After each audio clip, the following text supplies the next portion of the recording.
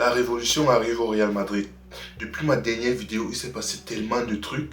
J'étais tellement débordé que je n'avais pas le temps d'en parler. Et aujourd'hui, je vais juste parler de l'actualité la plus récente. Tout d'abord, il faut revenir une fois de plus, une énième fois sur Kylian Mbappé. Oui, c'est vrai, lors du match, avant le match de ce week-end, je crois, lors du match d'avant, où il est entré en jeu, après l'après-match, il a fait une conférence de presse totalement égoïste, centrée sur lui-même, sur sa personne, faut le dire comme ça. Et aujourd'hui, une fois de plus, j'ai l'impression que Kylian, à chaque fois qu'il y a un truc de bien qui arrive à Vini, s'il faut le dire comme ça, il faut qu'il dise quelque chose pour soit attirer la lumière sur lui, soit essayer d'éteindre la lumière de Vini. Oui, lors de notre dernier match face à Séville, ça m'étonne même déjà le fait que Kylian il soit titulaire.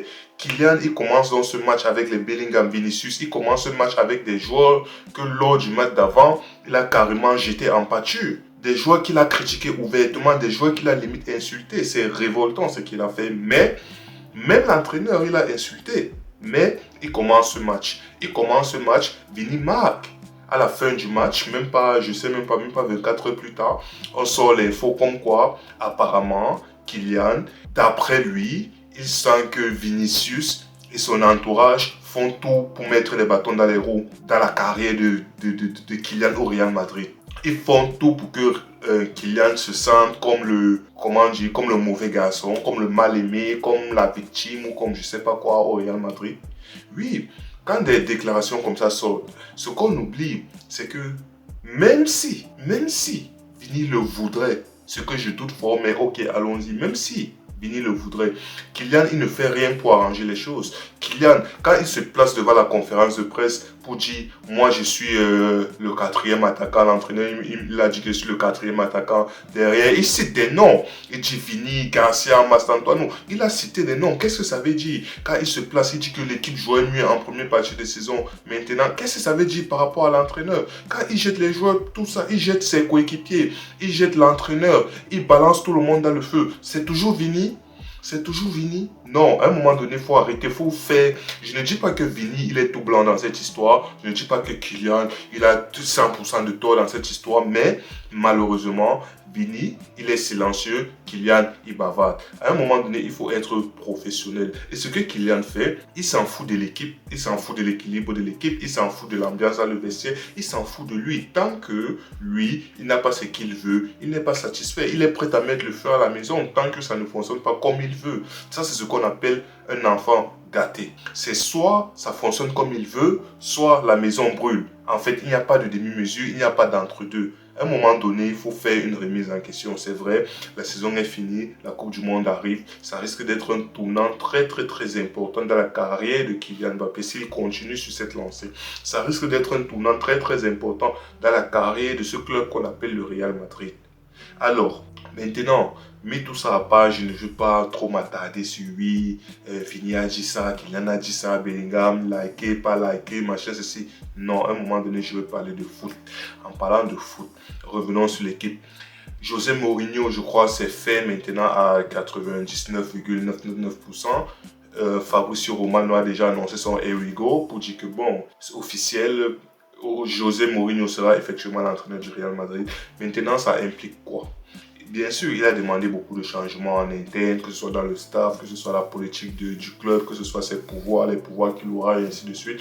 Moi, je vais venir sur les joueurs. Dans les joueurs du Real, ou du moins dans l'effectif du Real actuel, on a des départs, on a potentiellement des arrivées. Et pour commencer, je vais commencer par quoi? Par les rumeurs. Apparemment, Mourinho, il aimerait bien avoir, comment on l'appelle? Bastoni de l'Inter, défenseur central. Oui, on a des problèmes en défense de part. C'est pas tant que nos défenseurs sont faibles, mais c'est que nos défenseurs ne sont pas disponibles. Ils sont la majeure partie du temps blessés, oui. Le staff médical a sa part de responsabilité parce que c'est inadmissible que à chaque fois les années se suivent, les années se ressemblent, il y a toujours des blessures. Les joueurs, ils reviennent de blessures, ils rechutent encore et encore. Si ça arrive sur un joueur, on peut dire ok, il n'y a pas de souci. Mais la récurrence fait que malheureusement, il y a un énorme problème du côté du staff. Mais ça se répercute sur les joueurs et ça se répercute sur l'équipe en général. Pourquoi? Parce qu'on n'arrive pas à enchaîner les 5, 6, 7, 8, 9, 10 matchs avec la même charnière défensive. Donc, il nous faut que ce soit des défenseurs qui ont vieilli, que ce soit des défenseurs qui n'ont plus le niveau, je parle d'Alaba par exemple, ou que ce soit des défenseurs qui se blessent extrêmement. Il nous faut des défenseurs, quoi.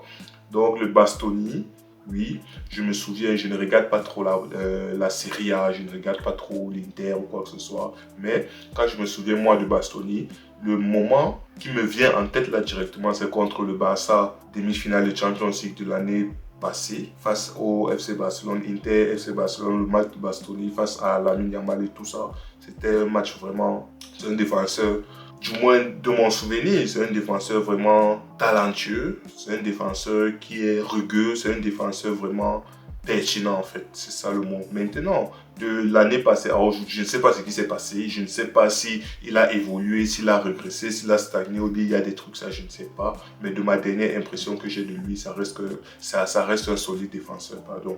Ensuite, on a Rodri. On connaît les points faibles du Real. On sait qu'il nous faut des défenseurs centraux, au moins deux de préférence. Il nous faut des latéraux. Trent Alexander-Arnold, ok. De l'autre côté, ok. Il nous faut vraiment des latéraux. Il nous faut un latéraux au moins de réserve. Il nous faut au moins deux milieux de terrain. Il nous faut un attaquant. Ça, ce sont les chantiers clairs, nets. Il n'y a rien à dire. Donc, Rodri, avec ce qu'on a, c'est un profil un peu plus différent dans le sens où, quand tu regardes les milieux qu'on a actuellement au Real Madrid, on a Camavinga, on a Tchouaméni, on a Valverde, on a Bellingham. Ce sont des joueurs vraiment qui aiment porter la balle, ce sont des joueurs qui aiment courir avec le ballon, ce sont des joueurs, la passe n'est pas vraiment leur qualité première, tu vois, c'est beaucoup plus l'intensité physique, aller en cours, box to box, tout ça. Rodri, il peut le faire ce box to box, mais tu sens que c'est un joueur, il est vraiment, je ne vais pas dire pass first, mais tu sens que la passe, ça fait partie de ses qualités. Il n'a pas peur de tirer, il n'a pas peur de prendre des responsabilités et c'est un taulier. Donc, Rodri, je suis d'accord. Hormis les blessures, oui, depuis qu'il est revenu de blessure, du moins sur la fin de saison, il ne rechute plus et tout. Donc, je peux dire que son état s'est stabilisé. Donc, Rodri, oui, je suis pour une arrivée de Rodri. Maintenant, il y a un nom là. On dit José Mourinho veut signer Morten Rochman au Real Madrid, milieu du Sporting. Milieu et capitaine du Sporting, coûterait environ 50 millions. Franchement, ça pour moi, c'est un non-name. Je ne connais pas, je ne sais pas comment il joue, je ne l'ai jamais vu jouer, je ne sais pas c'est quoi ses caractéristiques, c'est quoi ses défauts, j'ai aucune idée. Mais bon, si on a décidé de signer José Mourinho, on a décidé de donner les pleins pouvoirs à José Mourinho. Il façonne l'équipe comme il veut. Moi, je ne connais pas. Du coup, si ça se fait, je veux voir ce que le joueur donne. Ça peut être une agréable surprise. Donc, allez, l'entraîneur, il a une vision. On fait confiance et on verra bien. Donc, sur lui, moi, je n'ai pas trop grand-chose à dire. Et voilà. Par contre, l'agent rouge, Jorge Mendes, essaye de se faire signer Bernardo Silva au Real Madrid. Bernardo Silva, déjà en sachant qu'il a plus de 30 ans, Bernardo Silva, moi je suis pas d'accord. Je suis pas d'accord dans le sens où Bernardo Silva, d'accord au milieu de terrain, peut-être un remplaçant. Ici il arrive, il va accepter d'être vraiment remplaçant. Et même s'il arrive son profil, oui, il peut faire le jeu. Mais quand je regarde l'effectif du Real Madrid, Bernardo Silva, je suis mitigé en fait. Je suis mitigé. Bernardo Silva, franchement, je suis mitigé. Donc, ensuite, qu'est-ce qu'on a? Sur les prêts, Mastantuono. Le Real Madrid veut prêter Mastantuono. Voilà un truc, ça fait quasiment un mois déjà, ou un mois et demi que je dis cette histoire, que Mastantuono, je suis désolé, je n'insulte pas le joueur en mode, il est faible, il n'a pas le niveau et tout, c'est un jeune joueur, il a quoi, 18 ou 19 ans, il doit progresser et tout, mais actuellement, dans ce Real Madrid actuellement, il n'y a pas de place pour lui. Moi, à maintes reprises, j'ai dit qu'on le prête, il part se développer ailleurs, s'il réussit à évoluer, maintenant, on peut le rapatrier. Donc, pour moi, c'est une très très très bonne chose. Qu'on le prête, on trouve un club où on sait qu'il aura peut-être du temps de jeu. On le prête, il part, il acquiert du temps de jeu, de l'expérience et tout. Il gagne pas en maturité. Et là, maintenant, en fonction de la situation du Real Madrid, potentiellement, je ne sais pas moi, l'année prochaine, on verra si son prêt est concluant et qu'il y a de la place pour lui au Real Madrid, libre à lui de revenir. On est tout heureux de l'accueillir, pas de souci. Mais si on le prête et qu'il ne progresse pas, il stagne et tout, ça risque d'être compliqué. On a eu des jeunes joueurs comme ça, des talentueux si vous voulez, mais ils n'ont pas pu réussir à s'imposer au Real Madrid. On a prêté malheureusement, même les prêts n'ont pas été concluants. Donc aujourd'hui, ils se retrouvent dans des clubs. Je ne sais pas, il y a Rainer par exemple, brésilien, on l'a prêté. À un moment donné, je ne sais pas si c'était à Dortmund, après c'était pas concluant, on a vendu, il y a des Takefusa Kubo, tout ça c'était des génies, des talents, mais ils n'ont pas vraiment réussi à éclore au niveau où on les attendait. Donc Mastantuono, il est encore jeune, il débute sa carrière, on espère que en étant prêté, il puisse acquérir de l'expérience, il puisse se développer et dans le meilleur des cas, qu'il puisse revenir au club et qu'on puisse utiliser à bon escient. Donc en dehors de ça, il y a quoi d'autre? Il y a les départs et les prolongations de départ. Dani Carvajal. Dani Carvajal, déjà, je vais dire merci à ce grand bonhomme. La dernière Champions League du Real Madrid, c'est grâce à lui, grâce à Dani Carvajal. Dani Carvajal, franchement, pour ce qu'il a abattu, pour son travail, pour son œuvre général, son œuvre globale, c'est un joueur qui restera comme l'un des meilleurs latéraux droits du Real Madrid. C'est un joueur, je ne sais pas, il a combien de Champions League. Il a 5 Champions League comme les Toni Kroos, si je ne me trompe pas. Je crois qu'il a 5 Champions League. Donc le Dani Carvajal, franchement, grand monsieur. Mais on arrive au bout de l'histoire. Ça se voyait déjà sur la fin de saison, il ne jouait plus trop. Pourquoi? Parce que Trent Alexander-Arnold, malgré le début compliqué de Trent Alexander-Arnold, il a à peu près pu s'acclimate de mieux en mieux, disons ça comme ça. Et du coup, Carvajal, ça risquait d'être compliqué. Et même lorsque Carvajal joue, tu te rends compte que lui, à un moment donné, il est rattrapé par l'âge, il ne fait plus autant des efforts, il n'est plus autant pertinent comme le Carvajal dont on a connu. Donc aujourd'hui, lui, le fait qu'il dise ses adieux, franchement, que des honneurs pour ce monsieur, grand joueur, grand monsieur. Merci pour l'œuvre au Real Madrid. La plupart des champions, c'était lui qui marquait toujours dans les moments décisifs, il était présent.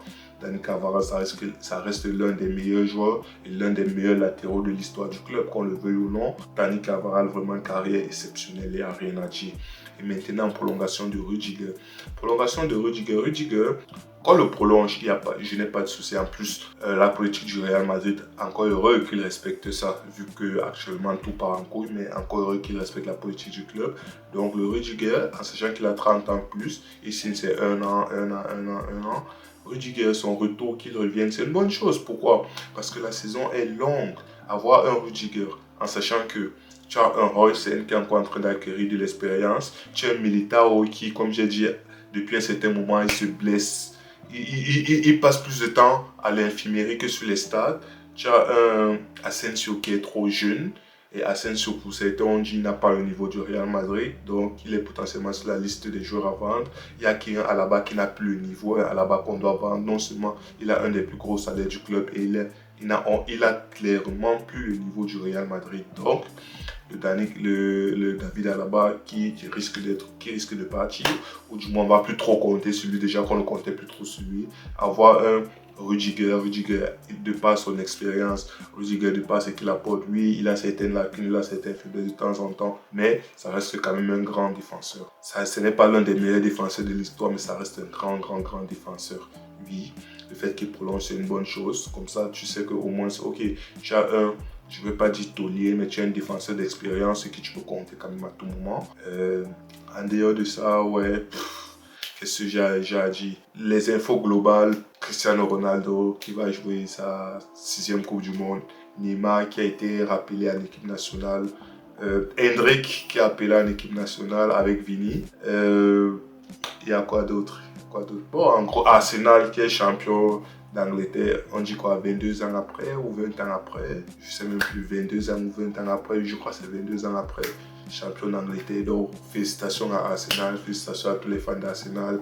Il leur reste maintenant la Champions League, c'est bon. Ils ont un trophée, la malédiction est rompue. Ils ont enfin pu gagner ce trophée après lequel ils courent depuis, je sais pas, peut-être 2-3 ans, ils font que finir deuxième derrière Manchester City. Cette fois, Manchester City a été vraiment limite, a été poussif, mais ils n'ont pas pu faire le hold-up comme ils ont l'habitude de le faire. Et de ce fait, Arsenal est vainqueur et remporte cette Première Ligue sans même jouer son dernier match. De toute beauté, les supporters d'Arsenal doivent être aux anges. Et de l'autre côté, du côté de Manchester City, il y a Pep Guardiola qui quitte le club en fin de saison. Pep Guardiola, une page se tourne. Pep Guardiola, je crois, c'est 15 trophées majeurs remportés avec Manchester City. Je crois qu'il est arrivé en 2016, 2015 ou 2016, je ne sais plus. Donc il a minimum 10 ans sur le banc de Manchester City. 15 trophées remportés en minimum 10 ans, c'est déjà exceptionnel. Grande carrière, maintenant son aventure, s'il va s'arrêter, s'il va prendre une sélection, s'il va prendre un club. Manchester City, ils sont dans un tournant majeur de leur histoire parce que venir derrière Guardiola, c'est pas chose facile et voilà, une page se tourne. Donc voilà ce que j'avais en gros à dire dans cette vidéo et on se voit pour la prochaine vidéo.